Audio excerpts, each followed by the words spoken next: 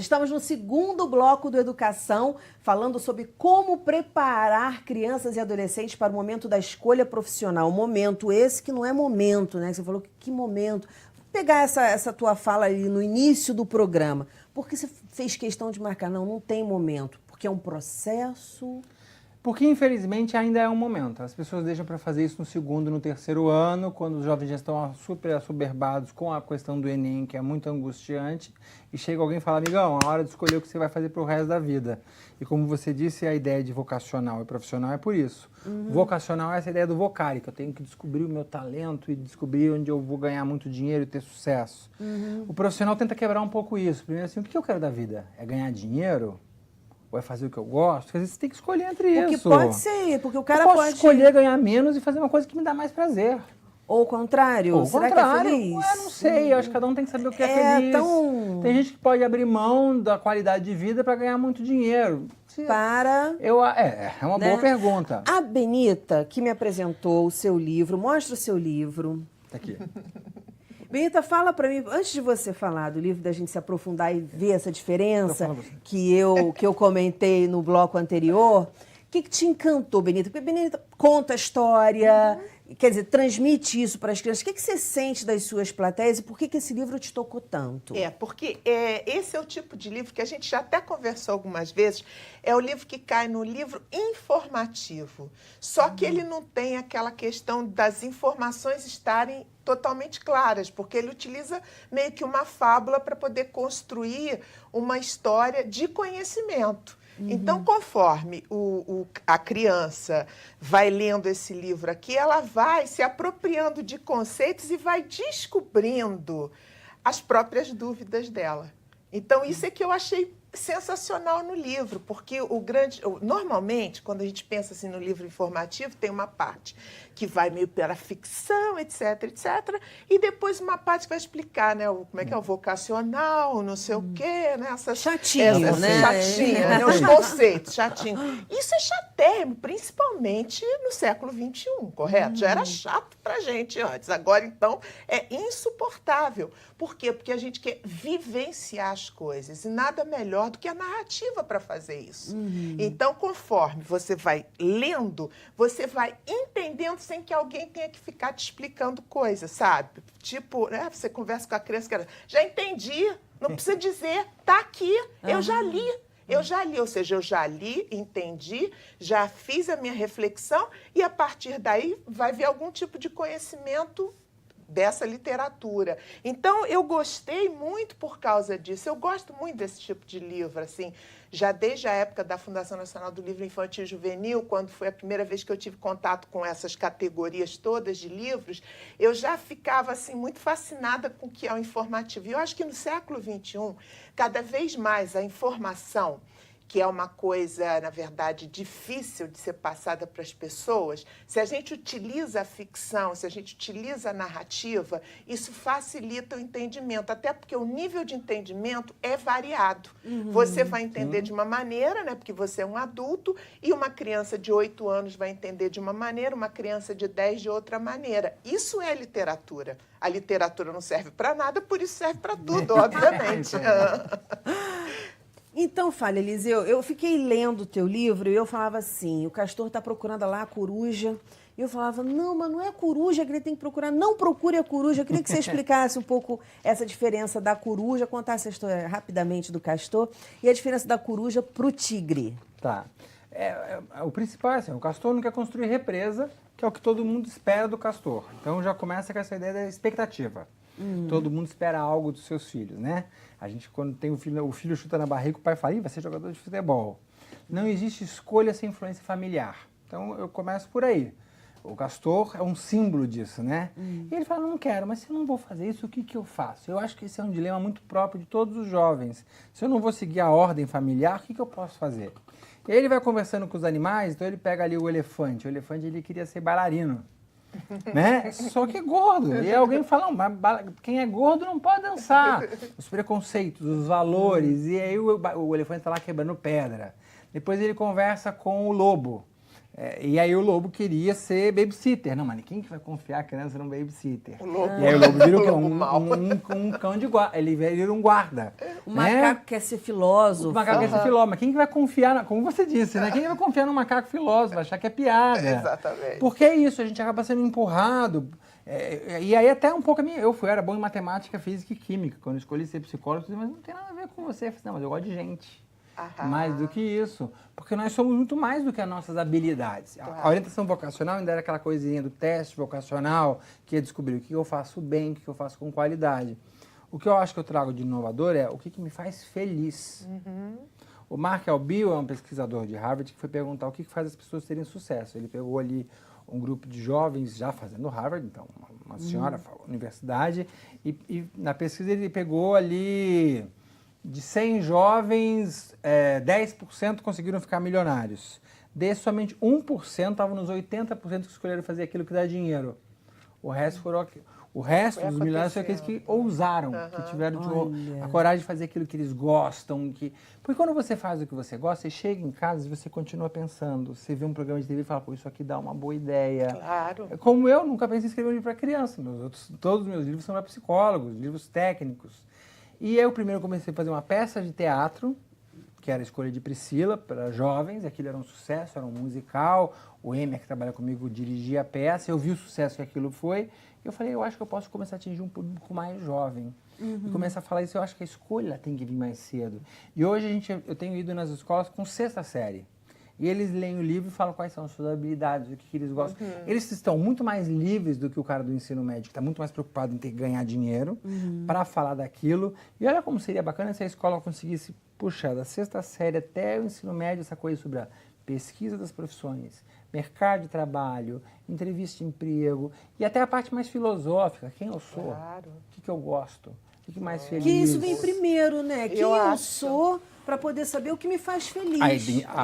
A identidade profissional é um pedaço da identidade. Tem que saber quem eu sou para saber o que eu gosto. Mas não também. E aí eu vou falar de uma outra coisa, aí eu vou falar mais filosoficamente. Não que você tenha que saber absolutamente quem você é do início ao fim. Porque a gente é um processo. Né?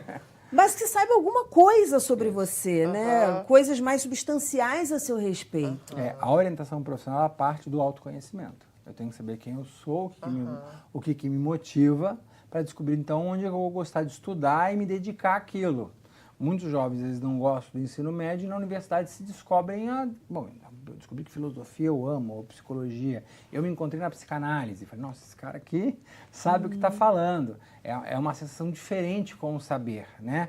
Eu acho que o mais importante da escola não é tanto conteúdo, mas é transmitir o desejo de saber. O desejo de ler, o desejo pela cultura, a vontade...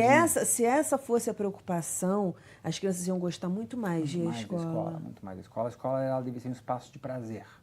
Porque eu tenho um horror de prova, por exemplo. Que prova é um negócio assim, não é mais livro, né? É apostila. Aí o professor vai lá e ele resume a apostila. Aí o menino faz o resumo da apostila. Aí o professor marca a data da prova. Então, antes da prova, meia hora antes, ele está lá lendo o resumo. Sim. Eu acho que isso está valendo a inteligência de alguém? Claro que não. Isso está valendo, no máximo, a minha capacidade de decorar. Claro. O Enem é a mesma coisa. Esses meninos são levados a passar um ano sem comer, sem sair, sem viver, sem ser adolescentes. Uma violência psíquica, mental, para fazer uma prova que eu não sei se ela valia muita coisa. Dicas, Benita e Eliseu, dicas para os pais. Né? Os pais estão ouvindo, poxa, muito legal. Como é que eu começo a fazer isso na prática? Como eu posso auxiliar meu filho nesse processo? Eu acho que o principal é o que está faltando nessa sociedade, olhar o outro. As pessoas não olham mais a criança que está em volta, que está próximo deles. Essa criança, independente do nível cultural, social, econômico, isso se dá em todas as classes sociais. Você não olha mais para o seu filho, você não observa o seu filho. Então, porque conforme você vai observando, você pode ir estimulando determinadas coisas nele e também trazendo outras coisas que às vezes ele nem percebeu, mas por um toque, por uma conversa, por uma ida a algum lugar, ele vai começar a entender que aquilo dali também é uma parte dele. Sim. Ele vai descobrir mais uma parte dele. Então, eu acho que é isso. A gente está vivendo de uma maneira muito objetiva.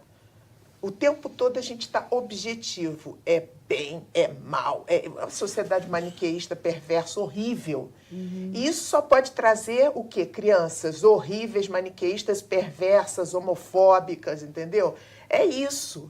Então, a gente tem que observar em todos os sentidos a criança, não só nas suas potencialidades para a vida, para o mercado de trabalho, como também quem é aquele ser, qual é o desejo dele. Engraçado que quando a gente trabalha com a questão da leitura e da literatura, que vai dar qualquer tipo de formação para os mediadores, a primeira coisa que a gente fala para o mediador é o quê? Escolha um livro que você goste.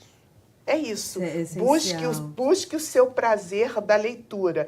Então, quando você olha para uma criança, a mesma coisa. Perceba nela quais são os prazeres dela, quais são as dificuldades. Entenda a criança. Quantos pais hoje em dia vão a reuniões de escola, gente?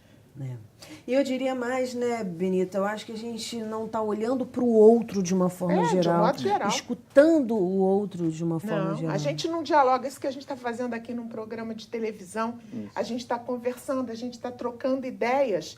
Quando que a gente tem essa possibilidade? Porque as pessoas estão muito fechadas, elas estão com medo da violência, elas estão com medo... Elas fazem por WhatsApp. Oi? Fazem por WhatsApp. Fazem por WhatsApp. E ainda dizem, que eu acho uma coisa muito engraçada, quando dizem, não, isso é melhor porque não gera conflito. Por favor, também não resolve nada, né? Exatamente. Eliseu. Eu acho que a primeira coisa é esquecer um pouco aquela frase assim, o que você vai ser quando crescer? É o que você é agora. Isso. Eles já são alguma coisa, os jovens já são. E os jovens de hoje, então, com acesso ao conhecimento, que é uma grande novidade, né? A internet, ela é revolucionária. Esses meninos têm acesso a todo o conhecimento do mundo na rede, do bom e do pior. Então, primeira coisa, a escola tem que repensar como é que eu crio critérios para saber o que é verdade e o que não é. O que a gente vê de mentira na internet aí é uma coisa louca. E a escola ainda não está falando sobre isso. A escola ainda é aquela antiga, com o livro, com o quadro negro. E os pais também não têm esse olhar sobre o seu filho. O que você quer ser feliz? O que é ser feliz para você? O que você quer? Então, essa coisa que a Benita falou do diálogo é fundamental, porque as famílias não fazem isso. Algumas sim, mas assim, eu estou dizendo que a grande maioria, olha, você vai para lá, segue isso aqui, o papai sabe o que é certo, o papai não sabe nada. Papai viveu nos anos 80, papai tinha máquina de escrever, papai não tinha cartão de crédito, papai não sabe o que é celular, papai não sabe usar o iPad direito. Eu estava sofrendo para desligar meu celular aqui na hora de entrar. Bota um menino de 12 anos, ele desliga, liga, faz o que quiser, eles têm uma outra relação com o conhecimento, então eles são uma outra coisa. Então vamos discutir junto com o filho, o que você quer. Quantas vezes no meu consultório eu tive que falar para um pai, se o menino quer ser jogador de futebol agora, deixa. Inclusive, nós temos o direito de fracassar. Fracasso faz parte da vida. Perfeito. Né? Se você pegar o Thomas Edison, quando ele inventou a lâmpada, ele testou mais de 100 filamentos diferentes. Quer dizer, ele fracassou 99 vezes para acertar depois. É né? a persistência que faz a diferença. E o erro na escola, você vê que ele é ruim. Aí errou, foi mal. Não, o erro é importante, porque o erro significa que eu tentei. Que eu fiz, falei bobagem, mas falei. Na próxima eu vou pensar. Você estava fazendo alguma coisa. Que a melhor forma, tem uma frase assim, né? Esqueci de quem agora, que a melhor forma de você não ser criticado é você não falar nada, não fazer nada, não ser nada. E às vezes a escola estimula isso. Se você ficar fiscal, quietinho, você não é aluno problema. Agora aquele aluno que enfrenta, que fala, que às vezes é um gênio. Um gênio de debate, um gênio de oratória, ele não é valorizado, talvez as notas dele não sejam tão baixas, porque a gente só dá nota para inteligência linguística e lógico-matemática. Gente, olha, eu vou falar uma coisa para vocês. Eu não queria acabar esse programa de jeito nenhum, mas por incrível que pareça, o nosso tempo acabou. E já acabou, já tem um tempo também. O tempo já acabou há um tempo. Mas deixa eu só falar uma coisa. Tá. A gente está cuidando de um projeto de lei, que é o projeto de vida, vai ter audiência pública, a gente está correndo atrás para que isso se torne obrigatório nas escolas. Onde esse projeto de lei? A deputada Paulina Gama, que é uma deputada que trabalha junto comigo, a gente está ainda em Federal, em nível federal. Ela é de São Paulo, e a gente está trabalhando junto, fazendo audiência pública com a Associação de Orientação Profissional, Conselho de Psicologia, Associação de Orientadores Educacionais. A gente quer chamar todo mundo para conversar, para pensar o que a gente tem que fazer na escola, para mudar um pouco a cara da escola, para que a escola lembre que é dever dela preparar para a vida e para o trabalho. Que maravilha. Maravilha. Quero que você termine com aquela frasinha que tem no seu livro, que eu acho ótima, que tem a ver com eu não tenho que fazer o que eu já sei. É mais fácil a gente aprender a fazer aquilo que a gente gosta do que aprender a gostar de qualquer coisa que a gente faça bem.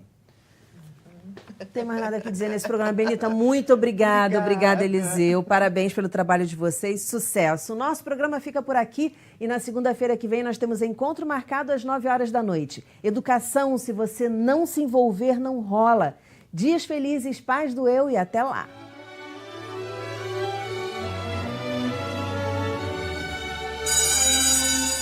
Estamos no ano de 1500, quando o Brasil estava sendo descoberto pelos portugueses. Naquele tempo, o país era bem diferente do que é hoje. Na terra dos papagaios, onde havia muitas riquezas naturais, viviam homens nus. Que tal fazermos uma viagem no tempo para voltar no Brasil desta época e conhecer toda essa exuberância? Que tal? Vamos viajar?